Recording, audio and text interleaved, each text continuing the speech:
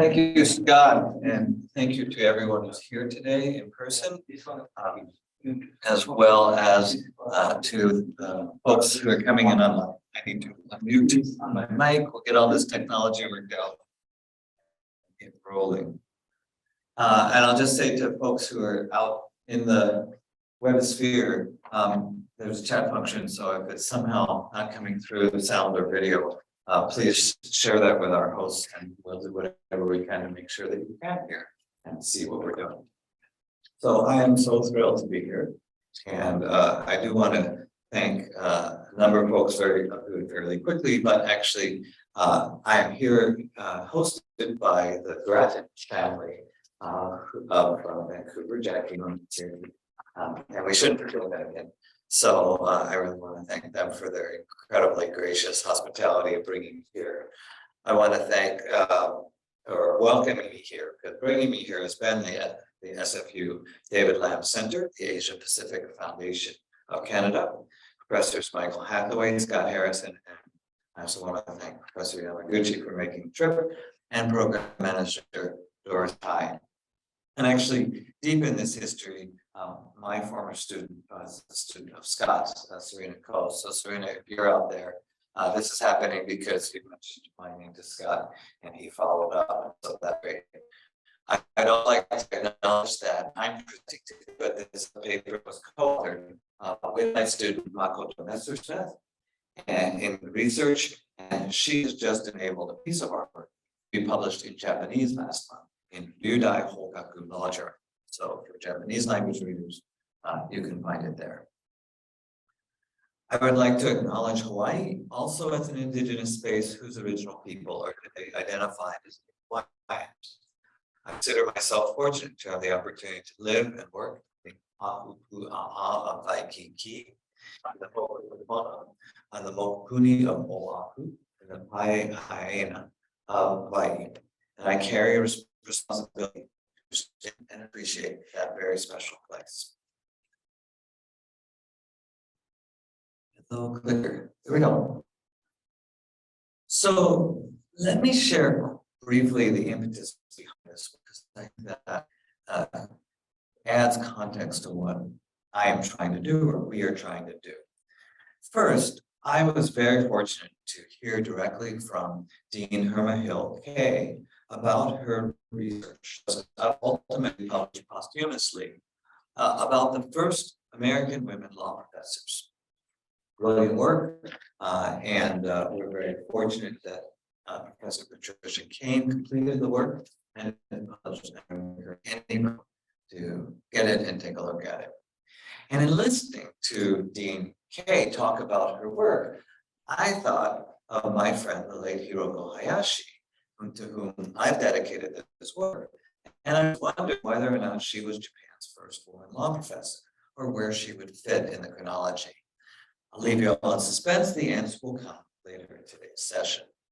But Hiroko, I knew of as the roots here, and one doesn't use that appellation too casually. The difference is Japan's government did not have the good sense to put Professor Hayashi on their Supreme Court. But like Ruth Bader Ginsburg, she was one of the key creators of gender equity law. Of course, this was in Japan. And she successfully developed an argument that created a legally cognizable claim under Japan's Article 709 of the Civil Code that sexual harassment should be recognized. We still miss her. I will add that my co-author, Michael Messersmith, recognizes her appreciation to Professor Jennifer Reynolds of the University of Oregon, with the comment that she was the first woman law professor whom Makoto, if I may use that reference, role model, or witnessed as a role model of a woman law professor, having had an entire legal education in Japan with only male law. So with this, we set out to try and understand better circumstances of women law professors in Japan. Part of it was the chronology, and part of it was the current circumstances. I will mainly talk about chronology today. We thought this might be quickly identifiable for those people who are not screen sharing, really tiny, but sorry. We thought it would be fairly easy to find out, and we discovered that nobody, even our friends and informants in Japan, could not come up with a list. And so we just started asking questions, and we get there, well, there was so-and-so, and there was so-and-so. And then we try and figure out where and who so-and-so fit into that framework in order to identify these pioneers. We identified 8 truly remarkable women pioneers in Japan, who we label as a first cohort entering law teaching between 1944 and 1960. We were limited in the amount of information that we could find, and more substantial fieldwork in Japan is called for. But that said, one common characteristic of all but Professor Tori in this first cohort is they lived through Japan's wartime and early post-war years. And they witnessed, as mature young adult women, the profound difficulties of those times. One cannot help but imagine that this would have had a significant impact on their values and worldviews. For example, I'll speak a little bit later about Professor Takako Doi, and she later told of having witnessed an escape from the March 1945 Allied firebombing of her home city of Kobe. And that influenced her to study constitutional law and its peace provisions under the nation's constitution later on. So Japan's first woman employed in law teaching was Professor Yoshie Tadaishi. She was a specialist in the family law portions of Japan's civil code. She was the daughter of a Kyoto District Court chief judge, and she was born in 1910. Professor Tadaishi was in the first graduating class of the Women's Law Division of Meiji University in 1932, together with the 3 women who became Japan's first women lawyers and judges. She continued to Tokyo Imperial University, now known as Tokyo University, for graduate studies as the law faculty's first woman graduate student, before accepting an assistant professorial teaching position back at Meiji University Law Faculty's Women's Law Division in 1944. Shortly thereafter, the Women's Law Division was spun off into a junior college for women, and Professor Tadaishi relocated her employment to continue teaching there. Ultimately, she became the president of Meiji Junior College for Women and passed away in 1983 at the age of 73. Roughly 10 years passed before Japan increased its count of women law professors in the 1950s. In 1947, Shizuko Kimura graduated from Japan's Women's University in Science and began law studies at Kyoto University. In 1948, she passed the National Bar exam and began the multi-year training for entry into the legal professions. And in 1953, she obtained both a judicial appointment as a family law judge and accepted a position as an appointed lecturer at Kyoto University. 1 year later, she left the judicial track for an appointment as Kyoto University's first woman to become an assistant professor in any field. Not only that, but she was the only woman in the entire university's faculty in any department at the assistant or full professor level for 8 years, until Shizue Yanagishima was appointed into the School of Education in 1962.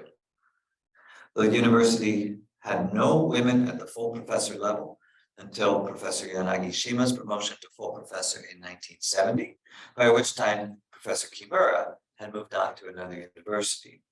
She moved to study criminal law at Seikei University in Tokyo. She would also be later dean of the law faculty at Seikei, the first woman to serve as a law faculty dean in Japan, and served as a member of several national public policy commissions. She retired with emeritus status at Seikei University in 1996, and a shout out goes to my friend, also named Makoto, but with the surname Fubuski, who has helped us with this paper and actually knew Dean Kimura. The next bump in numbers came from a single university, Keio University. In 1950, Keio University graduated 3 women who set out on academic careers and ultimately joined the ranks of leading law professors in Japan. This early measure towards gender equity presents the school consistently with what we saw today. Keio is still one of the strongest in the nation with regards to gender balance. All 3 women graduated together and took on postgraduate research fellows to begin their career tracks. Kinko Nakatani, the research area was criminal law. We could only find out limited information, but she took the tenure track assistant professor position in 1956, promoted to full professor in 1962. In 1987, moved to Kyoto University School of Political Science, and returning to a law faculty professor at Daito in 1991, passing away in 2004. Yasuko Hitomi also took a postgraduate research fellow at Keio, and her specialty was the family law provisions of Japan's civil code. She obtained a position at Keio in 55, was promoted to assistant professor in 62, and continued teaching while earning a PhD in 62. In 1970, she took the title of full professor, continuing at Keio through to her retirement with emeritus status in 1992. She passed away in 1998, but as a prolific scholar, her book, Women and Rights, a memoir while addressing a wide range of issues from marriage to employment to disability, was published posthumously in 1999 and remains in print. And finally, among the 3 in Keio's class of 1950 was Teruko Yonetsu, who worked in the field of corporate and commercial law. Her postgraduate research appointment commenced with her graduation, and she was recognized with 2 successive special National Ministry of Education scholarships. She moved up to the researcher position in 1956, a tenure track slot in 1962, and was promoted to full professor in 1970. Just before retirement with emeritus status, she served for 1 year on the university's overall governing committee and passed away in 2010. We have 2 more women in this remarkable cohort. One would be Takako Doi. Many people know Takako Doi's name because she did not continue her career in the academy and instead moved on to attain success at the highest level of Japan's political world. So I view Professor Doi as reminiscent of Professor Hillary Rodham. Does anyone know Professor Hillary Rodham? She married, took her husband's name, and his family name was Clinton. She graduated the Yale Law School in 1973 and began her career as a law professor in a tenure track position at the University of Arkansas. As presumably everyone in the room knows, she also stepped away to government and politics, where she earned great fame. Professor Doi graduated first from Kyoto Women's University and then studied as an upper level student at Doshisha University Law Faculty, graduating in 1950. She earned her doctorate in 1956, specializing in constitutional law, and began researching there. She's taught constitutional law for nearly 10 years, so she had a full career and was quite known as a constitutional law professor, lectureships at Kwansei Gakuin University and Seiwa Women's University.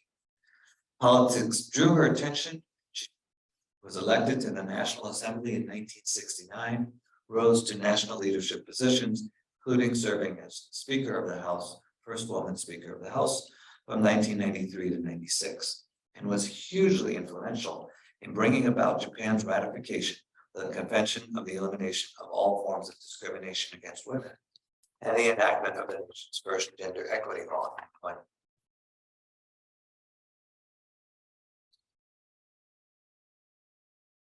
And another remarkable member of this cohort was Kinuko Kubota. Fortunately, Professor Kubota left an oral history published of her life story. So when we got a hold of it, it was very exciting to read. And her story is amazing, and someone should write a book. She also was a constitutional law. She was born in 1913 and graduated from Japan Women's University in 1935.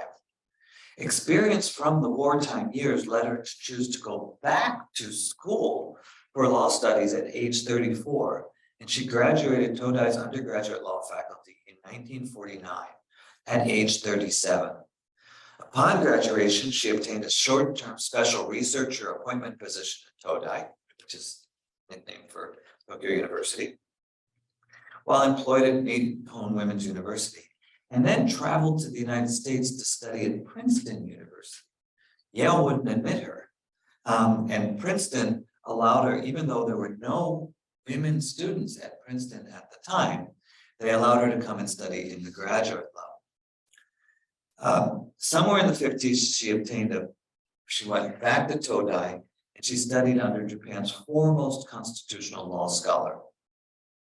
By the time she obtained her first tenure track appointment at Rikyo University in 1959, she had already been the co-author of a major treatise on the new constitution and published a Japanese language translation of US Supreme Court Justice and former Nuremberg War Crimes Chief Prosecutor Robert Jackson's 1955 work, The Supreme Court in the American System of Government. In 1961, Professor Kubota also served as a special representative for the government of Japan to the United Nations General Assembly. And in her later years, she moved to Seikei University and Tohoku Gakuen University, though the details were unclear in our research. She passed away in 1985. Said just two, but there were three. The last in this cohort is Junko Tori. And Professor Tori, those of you online, I'm sorry if I'm trying to track it, it's a little tiny print in the back of the room. Professor Tori made her career in international and comparative law at Seijo University Law Faculty. She was born in 1935 and graduated from Nagoya University. She began her graduate research there. In 1961, she moved her affiliation to Aichi Gakuen University and then the University of Tokyo's law faculty. She furthered her studies with overseas research in the Netherlands and France, taught as an adjunct at various universities, and gained a full-time tenure track appointment at Seijo in 1976. So it took her nearly 2 decades to obtain a tenure track position. She ultimately became the director of legal studies there, which would be the counterpart to an American or perhaps Canadian associate academic dean for the 1992-93 academic year. We include her in the first cohort because she completed her schooling in the 1950s and commenced her scholarly career at that time. In our published paper, you can go on and read about the second and third cohorts of women. I will speak just a little bit about each of them, just to give the context of this story before moving on to a historical sense. So if we go to the second cohort, there were just 6 women who entered the law teaching profession in Japan between this crew from the 1950s and 1978. And mind you, I'm not speaking of 6 women at this university or that university. I'm speaking of 6 women going into law teaching in the nation of Japan. Some years back, I got to meet Dean Mizuno at Tohoku University, who spoke to me at great length about this history, and she calls this period the Dark Ages. Among these, I will note, was my friend Hiroko Hayashi. And so I told you I would give you the count, and she comes in at number 13 in this chart.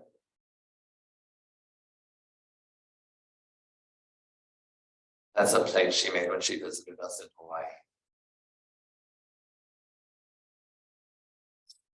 In total, the entire population of women law professors in Japan up to 1988, as best as we can tell, and at this point we're pretty confident with this chronology, was just 25 women in law teaching.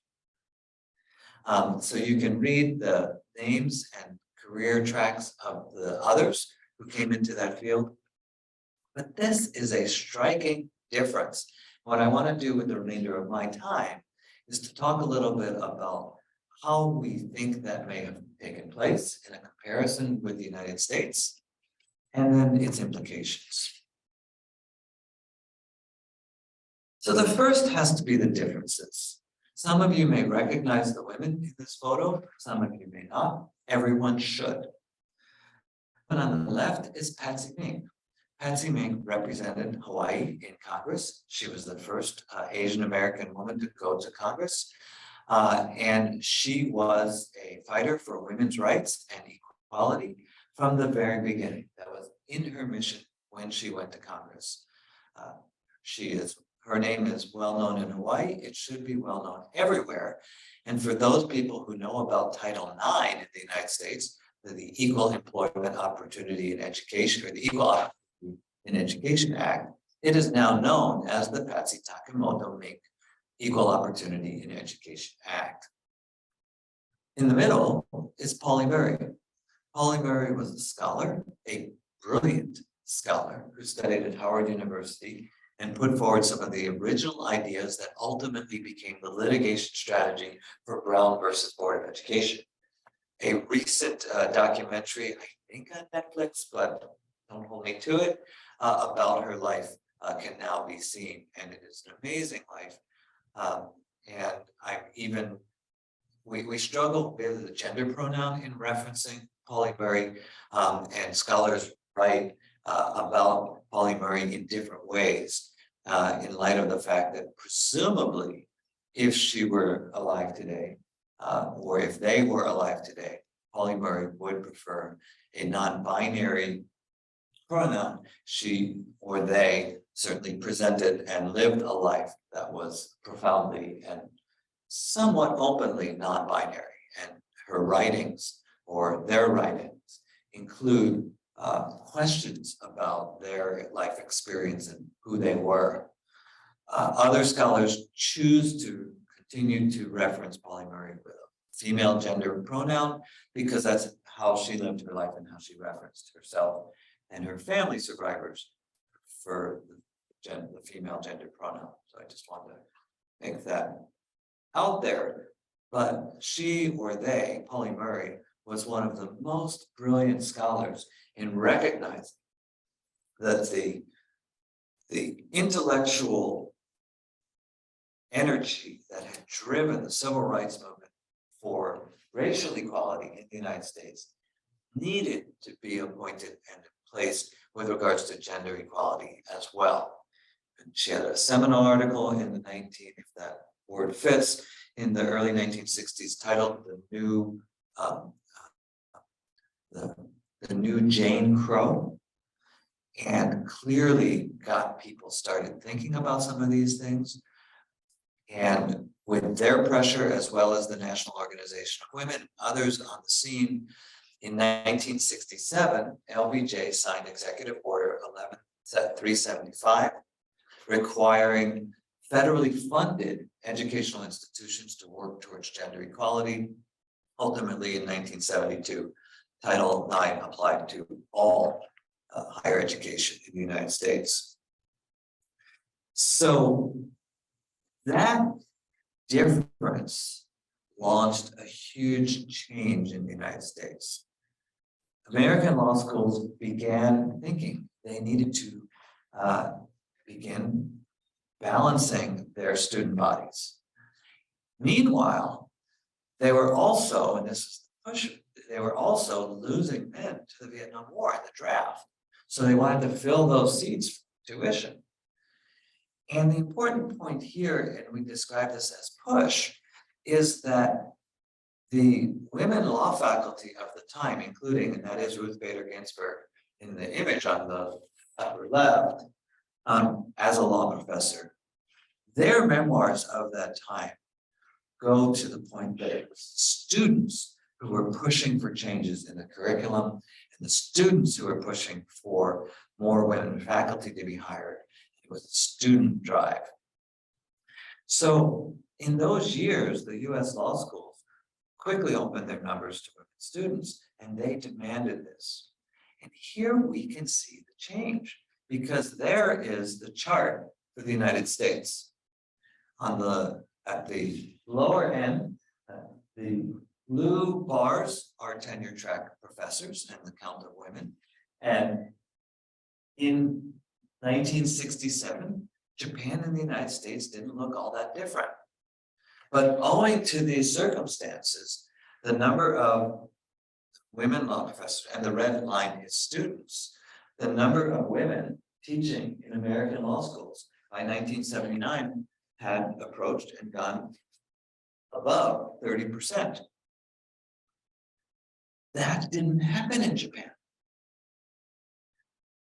While that was happening in Japan, Japanese legal education in those years actually closed tighter against their women in their faculties.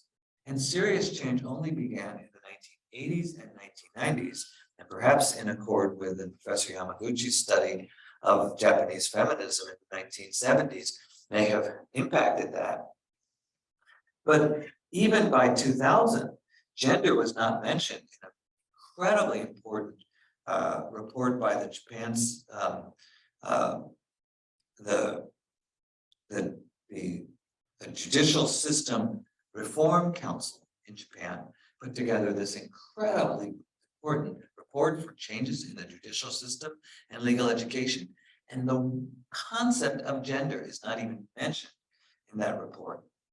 Meanwhile, and again, this is Professor Yamaguchi's work, she's identified these issues of backlash dynamics in Japan, and that may have closeted many feminist voices, even while numerical improvements were on the rise. So this is our take, that at least describing the history, we can see these differences that impacted what happened. But let's think about those implications, because if we take that chart that I just drew for you, and the red line being Japan and the blue line being the United States, and this is my very unofficial sketch. No, there we go. My very unofficial sketch of what happened with that line. And then we look and we think about it, that difference is hugely impactful, because during those years, you had women scholars, women students. As scholars, you had scholarship publications. And our writing says, imagine a time machine. Go back and switch US history to 1960. And then have just 25 women full-time in the profession to 1988. Even today, the legacy of patriarchy is still woefully strong in the United States, but it would clearly be much stronger if we took this time machine trip and had that as the history in the United States. The quantitative scale of the differentials operates through multipliers, because where we take hundreds of women law professors teaching in both elite and non-elite schools, then we can subtract from the history tens of thousands of papers, articles, and books in the legal scholarship. And there would be lags in the development of theory, production of empirical evidence, and promotion of suggestions to resolve gender-related problems. So this hypothetical time machine of Japan, of the United States, as you may, I hope you're realizing, describes Japan. Moreover, there is a difference in the collective understanding of hundreds of thousands of students who attended law school for their explicit learning in their classroom, their implicit vision of having women as their classmates and professors, and those men and women graduate and go out to society, become legal professionals, legislators, political and business leaders, and involved in all aspects of American society in the past 60 years.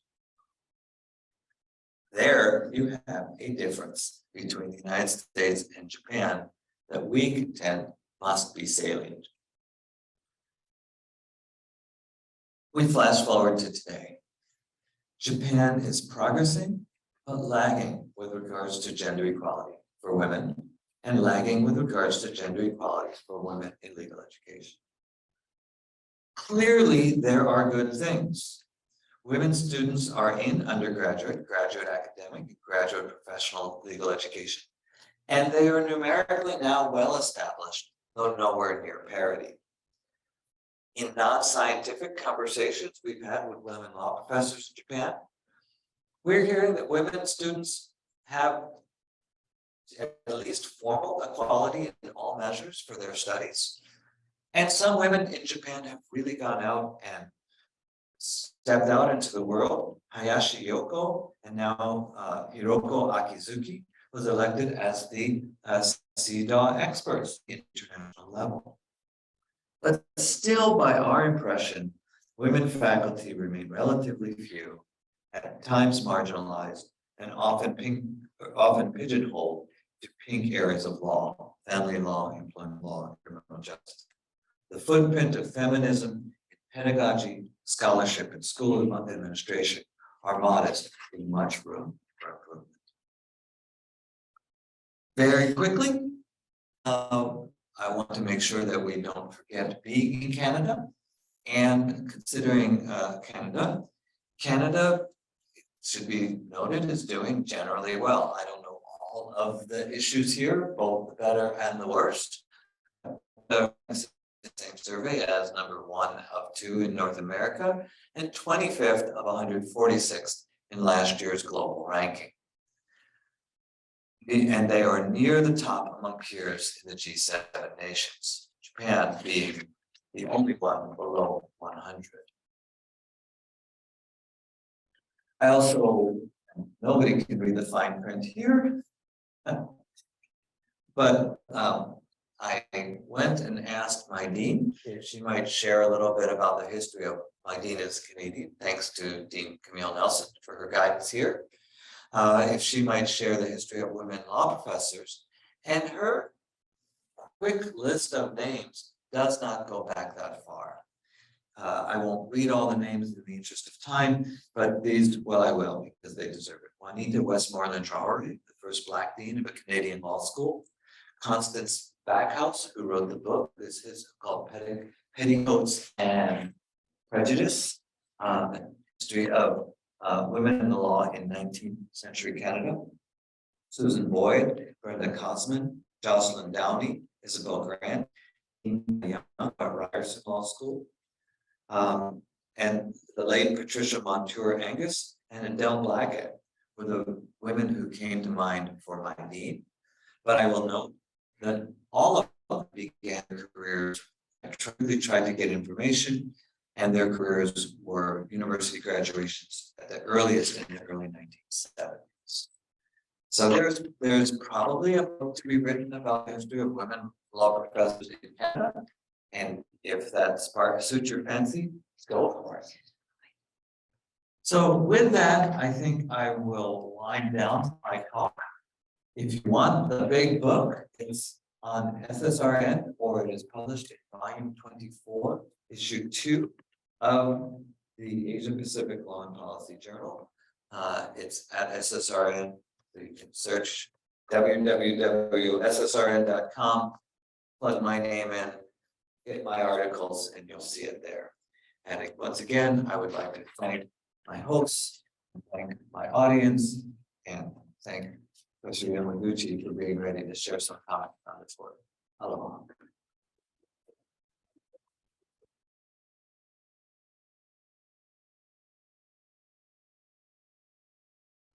We stop screen share. And Professor Yamaguchi will be on.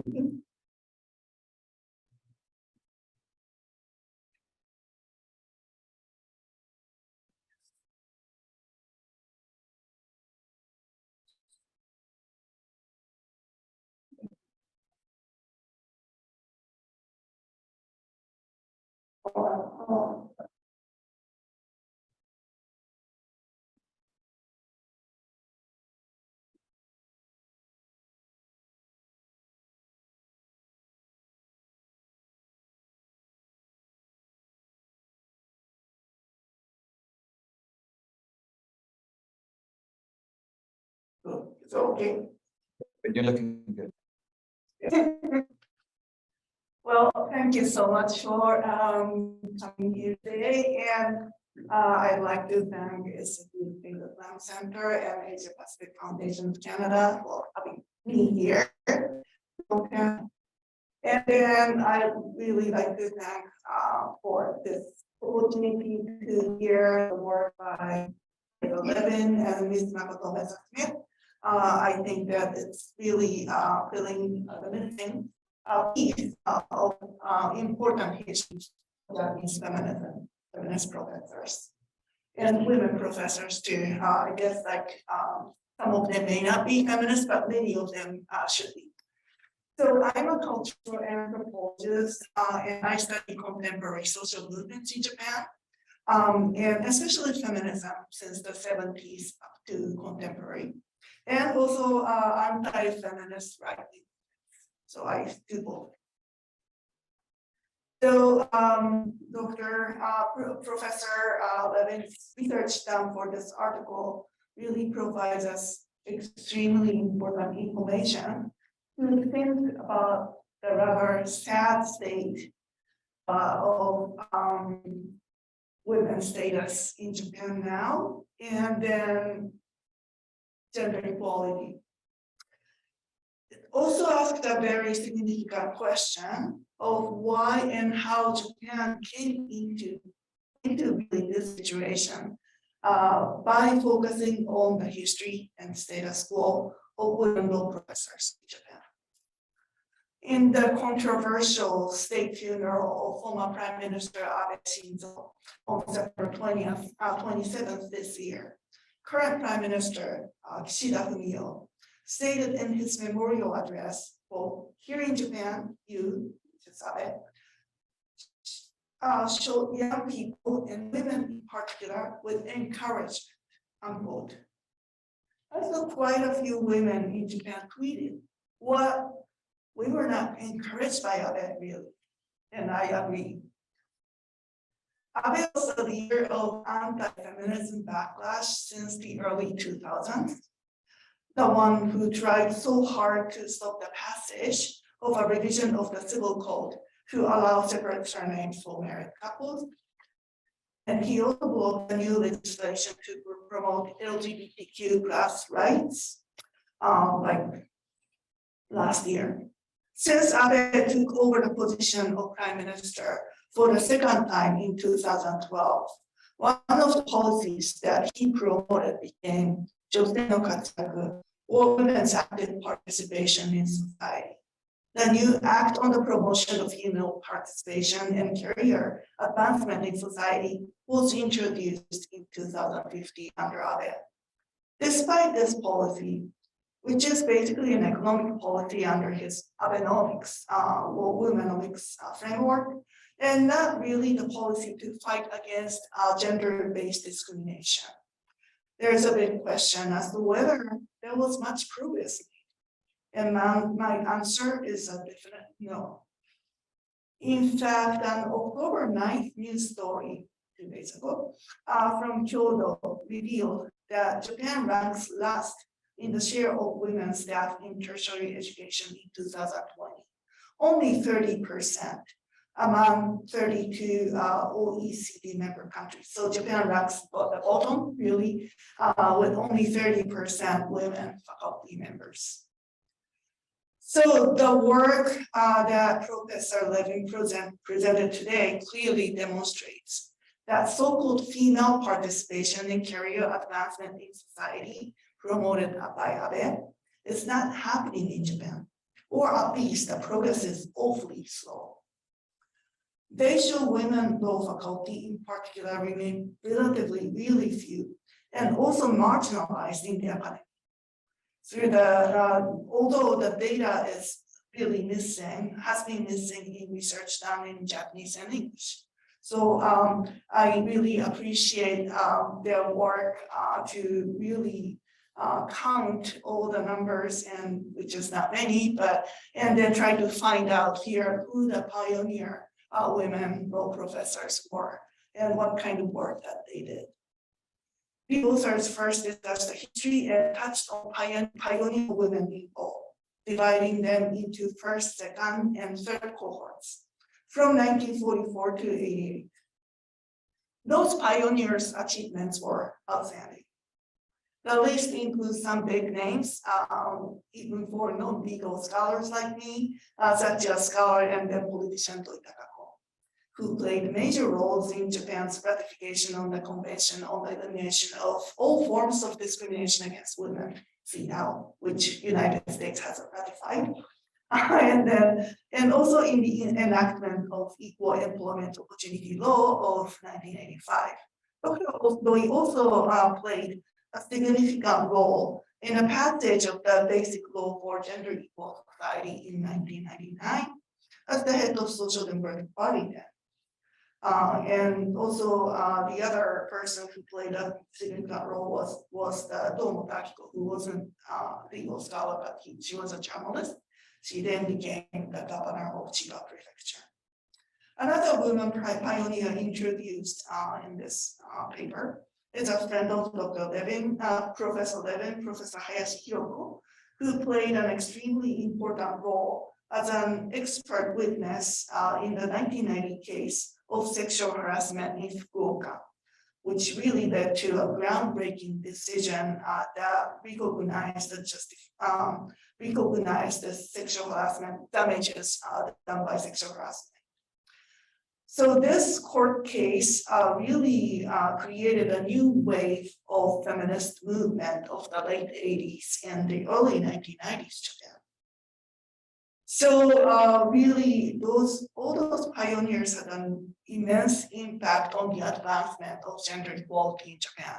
And we really need to know more about those women's achievements.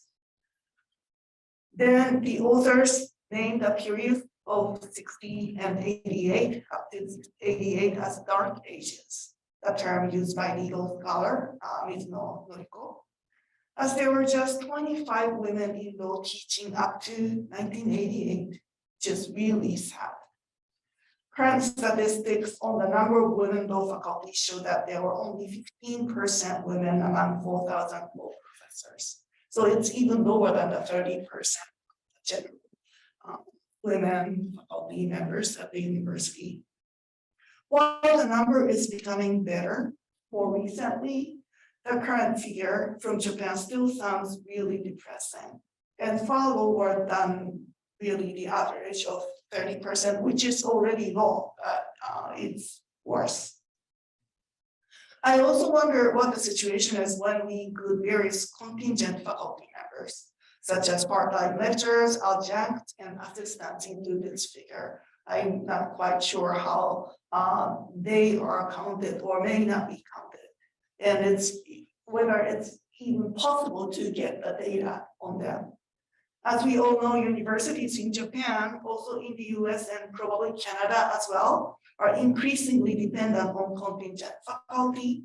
And it is also known that women tend to be in these positions more than men. In addition, since the introduction of law schools in Japan in 2004, I wonder whether the number of women faculty actually changed, as more women possibly practicing attorneys may or may not have become faculty members of those law schools. And then also more recently, as almost half of those law schools, like 35 of them, came to equality. So what might be the impact of those closures to existing or future women faculty members in law, or those closures of law? Also, the authors also in the longer version of the paper, they try to analyze the representation of women in law journals. And that is also really depressing as well. There seem to be too many panels or discussion forums only with men, without any women represented.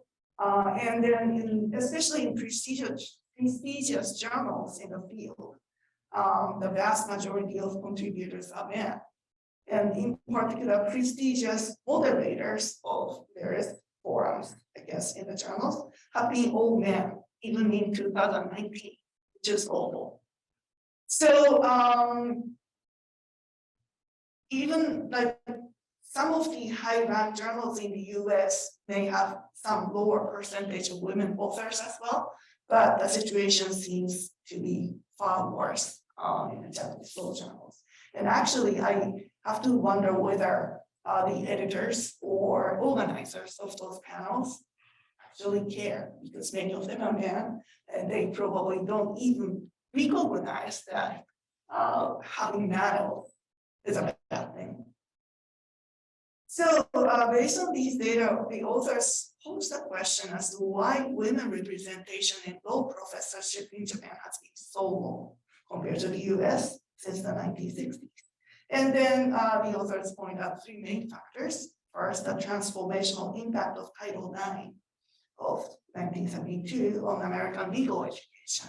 And second, the impact of feminism and the call from students at US law schools to really change the patriarchal structures. And then three, the US war in Vietnam and male-only conscription, which resulted in an increase of women students in those schools. And among those three factors, the first and second ones, so the Title IX and the feminist challenge of patriarchal structures at US law schools are significant outcomes of feminist efforts. So the first point is the impact of Title IX. What about in Japan, really? The Constitution of Japan, unlike the US counterpart, bans gender-based discrimination. But, and then the same curriculum for boys and girls in public education was introduced with Japan's ratification of CEDAW and also feminist activism. So in this particular context, with CEDAW, ratification of CEDAW, the Japanese government had to introduce the same curriculum on home economics for boys and girls. Before, when I was growing up, only girls had to do home economics classes. And then since then, boys also have. But still, there's no law which is equivalent to Title IX that can remedy gender-based discrimination and imbalance really concretely in education. And moreover, while Japan ratified CEDAW, anti-discrimination laws on gender is still non-existent, really. Some of you may have heard the recent scandal at some medical schools in Japan that intentionally lowered the scores of women in entrance examinations, because basically those medical schools didn't want women students. So they just lowered their scores. And there has been court cases going on, and one of the medical schools lost is the lower court case. This practice went on for many years, and I guess that lack of concrete measures, concrete laws to address gender-based discrimination might be a factor behind this continuation of this type of sexist practice.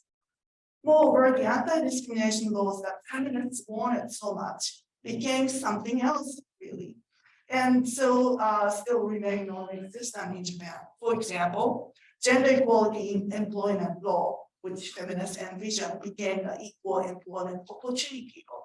It's about only opportunity and not the end result of 1985.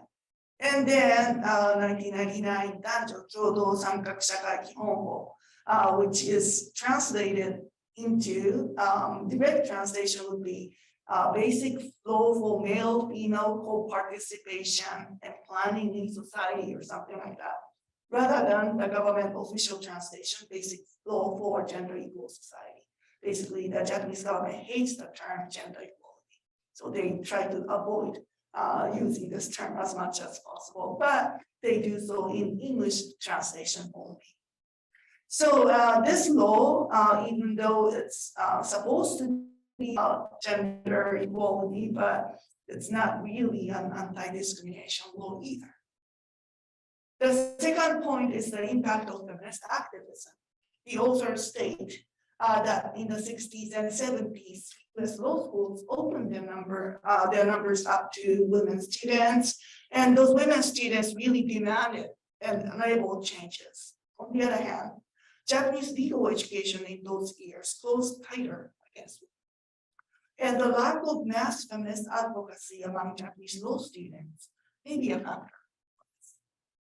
I actually wonder, were women so quiet in Japanese universities other than in law? At least from my research on the history of a feminist group based in Tokyo called Women's Action Group, which was founded in 1975 and dissolved in 1996. I know that in 1976, women who were under legal apprenticeship had a major protest action against 4 judges who were their teachers during their training period. Those male judges said this thing, like, we cannot allow women to enter into a legal profession where men put their lives on the line. Women should go back home after their apprenticeship because they are not fit to this profession. And then another one, I hate women who like to study because they are too argumentative. And also there's other one who said that women shouldn't be in this profession because they are curious. So sexual harassment was prevalent as well by those instructors, judges.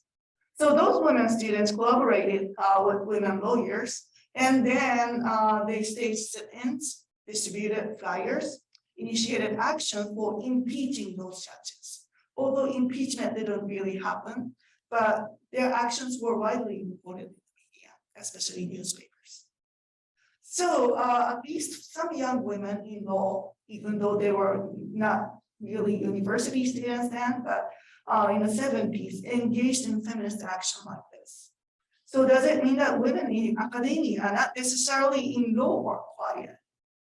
It's probably necessary to investigate further on the presence of or lack of feminist actions in law and other academic fields as well. And then I learned that this research had to be done during COVID, so it must have been really difficult or impossible actually to conduct any kind of field research or any interviews. So I really hope that from now on we can this research can really be furthered by including more interviews, in-depth interviews and field work, and then try to really see what was actually going on college campuses and beyond. And I think so because quite a few women students from the 60s and 70s must have been impacted by students' activism on campus and women's liberation movement too. And some of them probably must have been actually engaged in women's liberation movement of the 70s. So it's actually hard to imagine them be quiet. And at the same time, the anti-elitist and anti-university stances of the women's liberation movement of the 70s in Japan may have had an impact of women not willing to pursue a law career, especially in an academic setting. Also, academic women's studies emerged in Japan in the late 70s, but many scholars tend to be in fields such as literature and sociology. And legal scholars were kind of outside of this circle of women's studies. And it was in 2003 when the first academic organization for feminist legal scholars, Japan Association of Gender and Law, was established. So I'm curious what kind of impact this establishment of an academic association had on the status of women scholars or number of women scholars in law for the past 20 years since the establishment of this particular organization. And then I'd like to add just one more final point. The work Professor Levin presented today, in the end, in the presentation, there was this gender gap index by the World Economic Forum, in which Japan ranks 116th out of 146 countries this year, and to demonstrate the severity of gender gap in Japan. While it is an index frequently used by the Japanese government, media, and even feminists in Japan, I actually find the author's paper really nicely presents the limitation of this particular index. the lack of women law professors in Japan is really not only a labor issue, but also an education related issue, especially in the higher education. But Japan ranking in the education segment, as shown in the slide, is actually #1, because this index only counts the enrollment ratio based on gender in primary, secondary, and tertiary education, and also literacy rate. But as we have seen, there's a major gender gap in an academic field of law beyond this simple number of people enrolled in university and junior colleges. So I find it's risky to be overly dependent on this particular index to make policy decisions on education. And the limitation of this index really highlights actually the significance of this particular research, as it looks much more carefully and more deeply into the situation, what's going on in this specific field of law, and the women professors struggle in those in that field. And then what kind of context they look in. So legal scholars in Japan educate future lawyers and judges, and also others who may have different careers in government, politics, corporations, and nonprofit sectors. There's no question that having more women academics in law is extremely important in order to further gender equality in many areas of Japanese society. So this article really highlights the importance of feminist practices to achieve this goal to advance gender equality in Japan.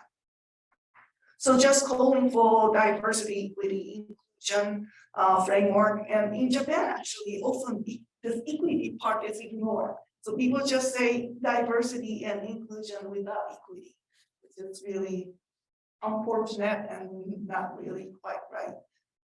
So but calling for DEI without feminist perspectives may not just work.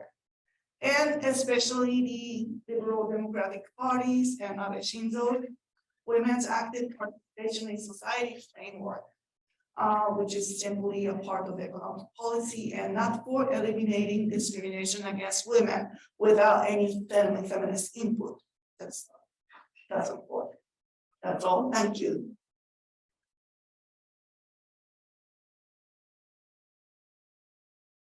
You want to take a few minutes to respond? Sure. Minutes for questions? I'll be super fast.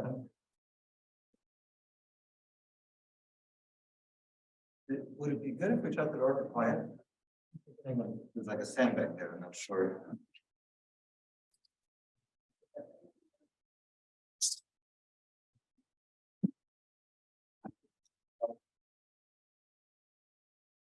So, thank you to Professor Yamaguchi, and of course, I'm as honored as I was before, but less frightened because I thought, oh my gosh, one of the most brilliant scholars in this field is going to be looking at my work, and am I going to be okay? So we did it, but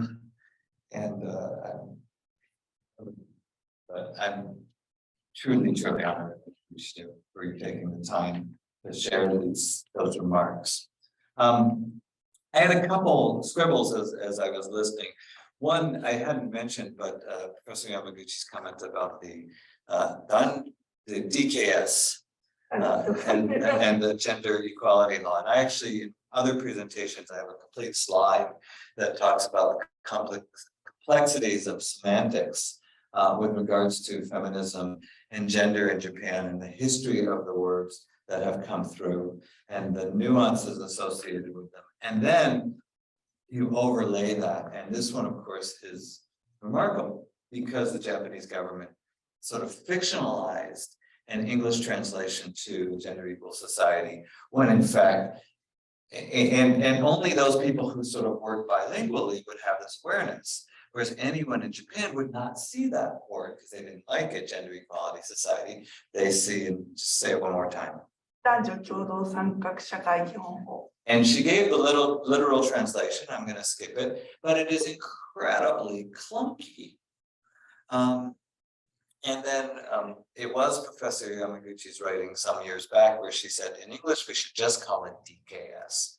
So when I present, I explain that, and then I don't call it the law on gender equal society. I do call it Japan's DKS law. The question came up about the legal scholarship and the Japan Association of Gender Law as both important and its limitations. And we did look at that and we have thought about it. I'm not sure if it's in the paper, but in the United States, the American Association of Law Schools has a section of the women in legal education. And it was actually founded by Ruth Bader Ginsburg and some others back in the late 1960s. And there is a tremendous difference, and without any meaning to knock the Japan Association of Gender Law that does great work. I am a member. I'm not sure. I'm sure I'm not the only male member, but I may be the only foreign member. But I am a dues-paying member of that society, and they do really important work, and they have conferences, and they publish a journal. But it is an academic association, and what I mean by that is their focus is to produce scholarship. So notice what falls out, or who falls out of that project. And it's not to say that the Japan Association of Gender Law shouldn't be there. It's that perhaps it's insufficient. So the Women in Legal Education section of the American Association of Law Schools, I think, has about 3,000 members. It is also not one. I am a member, so there's not a gender bar to who joins. But the key point is that it is not a scholarly organization. It is one of 3 so-called affinity groups inside the American Association of Law Schools. So the reason one joined, and they of course put out scholarship, they have conferences, they have events, but the reason one joins isn't because it isn't only if one is producing scholarship that has a gender-oriented focus.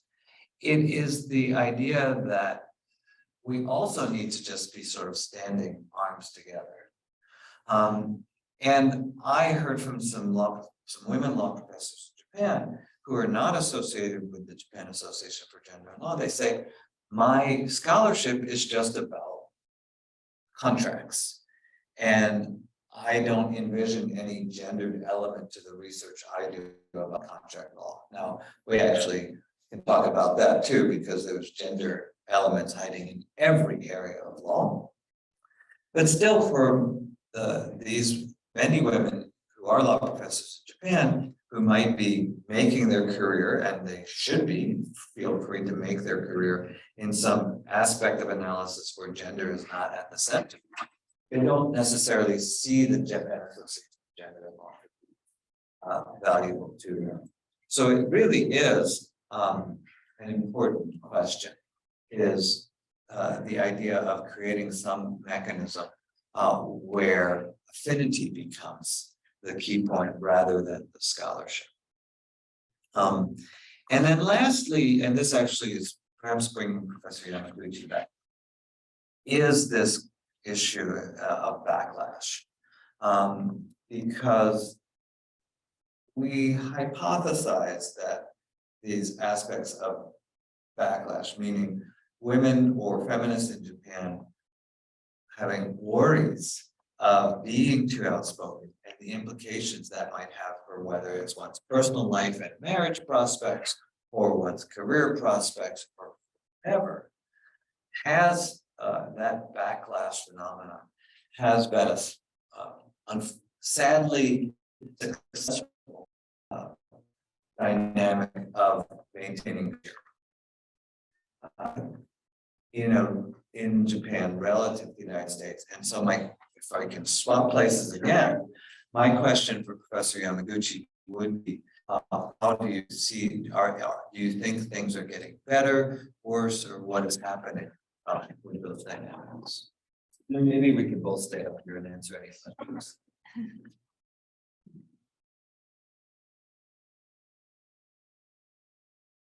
Why don't you put that mic on?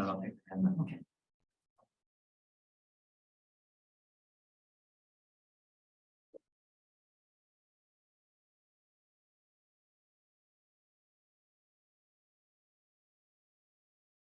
So about backlash, which started around with 1990, so 95-ish.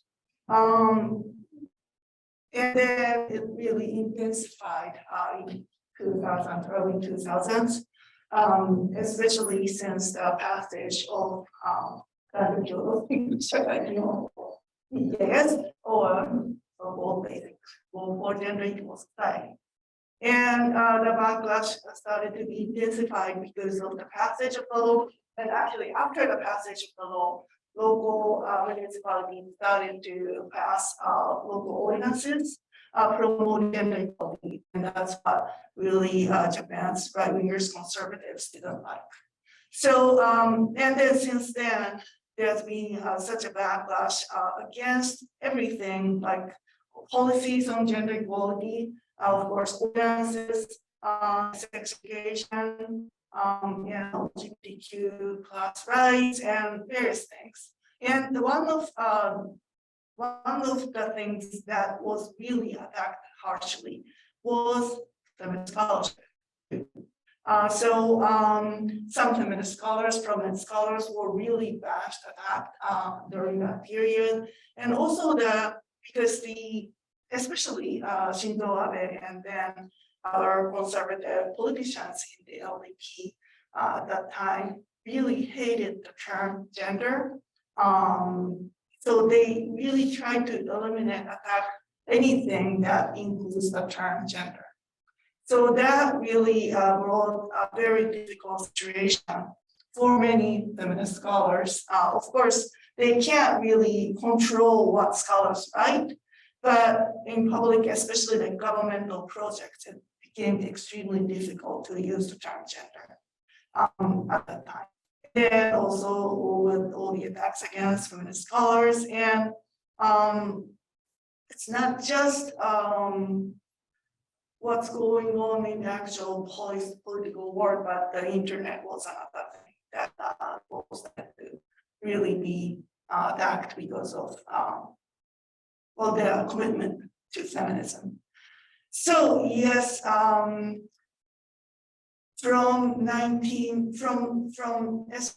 early 2000s, but then this intensive backlash kind of started to decline after December 2005. Why? Because the second plan for gender equal society, the national plan under the PPS law, became conservative friendly on that. So the right wingers don't really need to attack feminism or gender equality anymore. And then, so that was, then Shinzo Abe became the prime minister, so he became the mainstream. So there's no backlash anymore because he's the leader, right? And so with all the development, yes, it was harder for feminist scholars and activists to engage anything really about feminism, and there's less kind of attention to various feminist scholarship. And then slowly, not slowly, so slowly, there are all those anti-feminist books published, but feminist books are kind of really not paying attention to. And so there was that period for a while. But I actually don't know whether it impacted the low number of women law professors necessarily. And then also the Japanese government, well, much more recently with the Japanese government, all the pressure from the low ranking of Japan in the various international indexes, they're trying to increase the number of women professors. Whether they were successful or not is a different question, but So whether, there's one kind of point that whether people or women, especially in this case, but anybody like to pursue feminism as academic field or academic career. And yeah, during the backlash, maybe must have been difficult.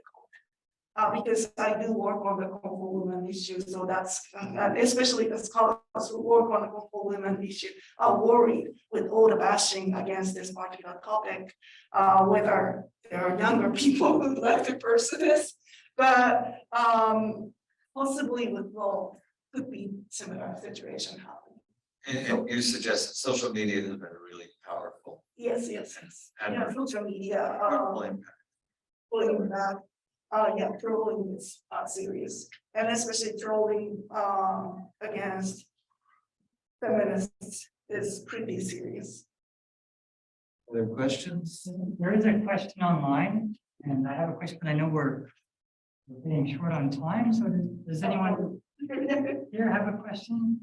I just wanted to know comparisons to other countries in the region like China or South Korea. Does anybody know, do you have an understanding of Scott, I'll just repeat the question. legal scholarship in neighboring countries? So the question is compared to other in the region.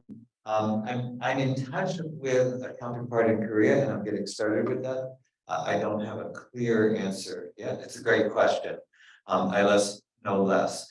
I think when and then I know some people working with regards to both Hong Kong and Taiwan. This was our starting point. And what we sincerely hope is that you're absolutely right. We should be looking, and it should be information that's everywhere. It's difficult, looking for the right term, it's difficult to get standard channels. So even in this project, when we were trying to, so today I presented the history piece, but the data pieces in the paper, and we were trying to get a count of the number of women law professors in various schools, because each school has different ways of including women. As Professor Yamaguchi mentioned, we didn't count women in contingent positions, and that reshapes the numbers. We didn't count clinicians. So with the new law schools in Japan, there are an increased number of women who have come over from being judges, prosecutors, or practicing lawyers who are teaching in the law schools. We were trying to hone in on women who are most likely to be both teaching and producing scholarship. But it really, in fact, a lot of the research was done with conversations, because just counting the number of women didn't necessarily, get the right even count across schools, even in Japan. Another one is some schools have blended political science departments with law schools. So it really became important to talk with someone to help identify them. It may be that we get to a point where the quantitative counting and precision of the quantitative counting is less important. And we then start focusing more on qualitative issues. But the short of it is, sitting here today, I can't report, but perhaps in a few years, there will be a larger panel and more readiness to have that report. Thank you.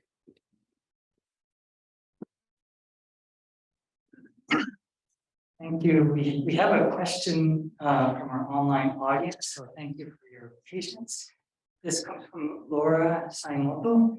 She says, thank you for sharing those dramatic differences. I have found an overall general lack of civic consciousness in Japan across both genders and especially young people. What do you feel that absence of a participatory jury system in Japan affects nurturing respect and therefore inspiration for following the legal profession? I feel this is a big factor in addition to a lack of women role models. Thank you. Thanks. That's a very interesting question. I want a quick look to make sure I got what it says.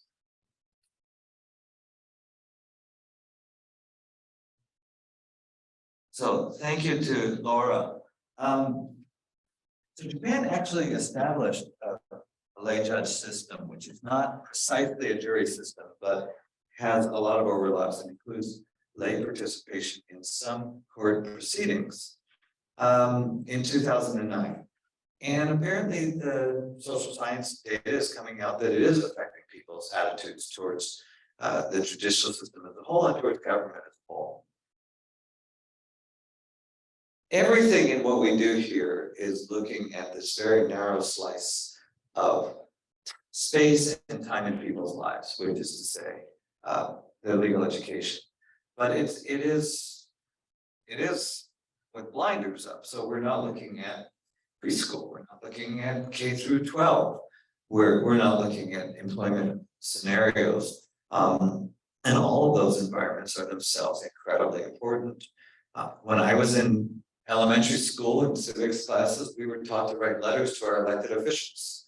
And I mentioned that when I mentioned that to Japanese people, they're often quite surprised at the idea that you would be taught to write a letter and to be able to express your opinion that way. So I think there is a broader complexity of issues that go to this question that needs to be considered. Our research and what we hope comes out of our research is the fact that we don't want to overlook that. We just believe that this element of the dynamics in the society has been overlooked and has significant implications. So it just adds in another piece to a complicated puzzle. Not to ignore the fact that the puzzle itself is quite complicated. Did you want to?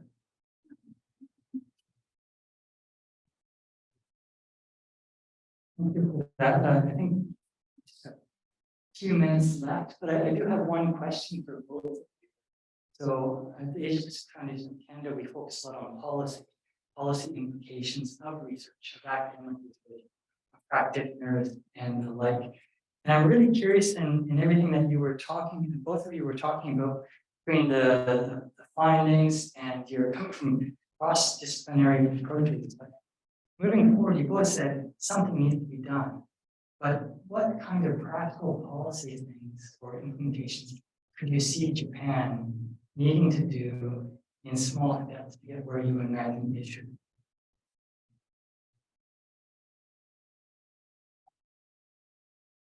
That's a fascinating question. We could go for a few more hours.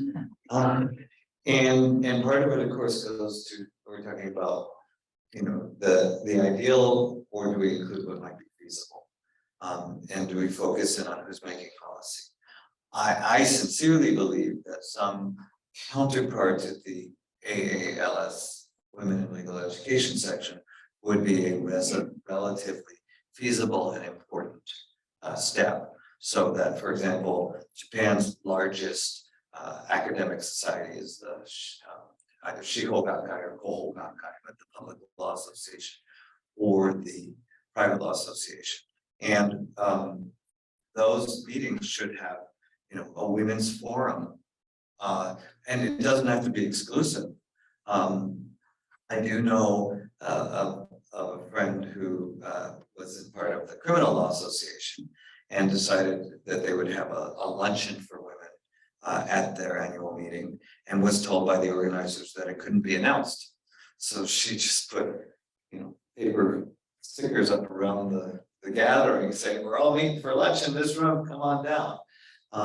But she got a hostile response that women's issues are not implicated. You don't need a women's group and even a women's group that would be non-exclusive, you could be a member. So bigger, a Title IX would be a dream, right? And Title IX hasn't solved the problems in the United States. But certainly it has put pressure on the society to make real changes, and that they are changes that somebody can sue and enforce, right? And that is a huge difference. I'm not sure where else you go quickly, but those are the two that come to mind. Well, that's a really important question, and I don't really have the perfect answer, of course. Yeah, that's some kind of below like Title IX equivalent would be great. The Japanese feminists have been really going to the UN so that they can make a CL to try to persuade Japanese government to really follow more on the UN's various suggestions for Japan because Japanese government has been ignoring many of those. So that's another thing. And then also even like everyday practice level, it's not necessarily policy, but it, just voice for women to voice their concerns and opinions. I remember that a few years ago when I met a friend of mine, lawyer Suda Yukiko, who also was one of the people who did the sexual harassment case. She was talking to me about the change of the badge for lawyers, this thing that they put on their suits and jacket. Finally, I think from the next year, the version of the badge which can fit into women's clothing is going to be introduced, right? So Yeah. the lawyers in Japan all wear lapel pins, and they're pins, so the pins are gonna mess up clothing, including men's clothing, but more of women's clothing. And so, yeah, I got that. And so there was this idea of let's change the badges to be magnetic backed, and it's very simple. Another in the same line would be we mentioned in the United States discourse, and I think emerging elsewhere, there is a slang term that is critical to say if you have a panel at an academic conference or some other event where only men are on the panel, it's a man spelled M-A-N. Right, and the idea being that panels should warrant a recognition that something's wrong here, and that more and more, and therefore conference organizers. But you still that doesn't solve all the problems, because then you head towards tokenism. There's one woman was very famous. She was on some national commission, and she looked at the individual membership that the bureaucrats had for the commission, and it listed all the names and their title. And this woman, her name was there, and the title next her title was, right. So it doesn't solve the problem. I would add a couple. I would go back to my point earlier that it's a huge system, and you can't overlook any pieces of it. Both women in politics. So so there has been progress for women in the Japanese judiciary, particularly the lower courts, not so much the Supreme Court. But women in the cabinet, the latest cabinet has just 2 women. So those elements of the society, and then even the imperial household. We have Mutual Friend Ken Rook has studied about the imperial household in Japan. So you have the constitutionally defined symbol of the state, and that's the emperor, the Tenno. And the Constitution doesn't specify the gender of that person. So if you're going to maintain an imperial system, the Constitution since 1947 does not define the gender. It's done by legislation. But there is law in Japan that says the symbol of the state should be male. So that has a huge, powerful sometimes communication to anyone. So I think it goes back to this constant balance between when do you use a spotlight and when do you use a floodlight, and progress comes from both aspects of work. Yeah, both I think both kind of the policy level work and the just everyday practice level, and how women can be more vocal, try to really voice their opinions and concerns in the everyday level, And also, well, because online communication is so important, well, I try to really point out all the manuals that I observed anywhere on the Twitter and other places. And I hope that maybe more people do that to really complain about manuals, because there's just so many of them in Japan. Even in the academic context, there are just too many of them. Not just long. Yeah, it should just be a slogan, what's wrong with this picture? So unfortunately, that's all the time we have for today. We could go on and on with different aspects of what you both have presented, but I just want to extend a really warm thank you to both of you for taking the time for us today, traveling here in person for our group in person and online. And if anyone in person or online does happen to have further questions that we didn't get to address today, I just would encourage you to reach out to Professor Levin and Young. So thank you so much. Thank you so much. Yep.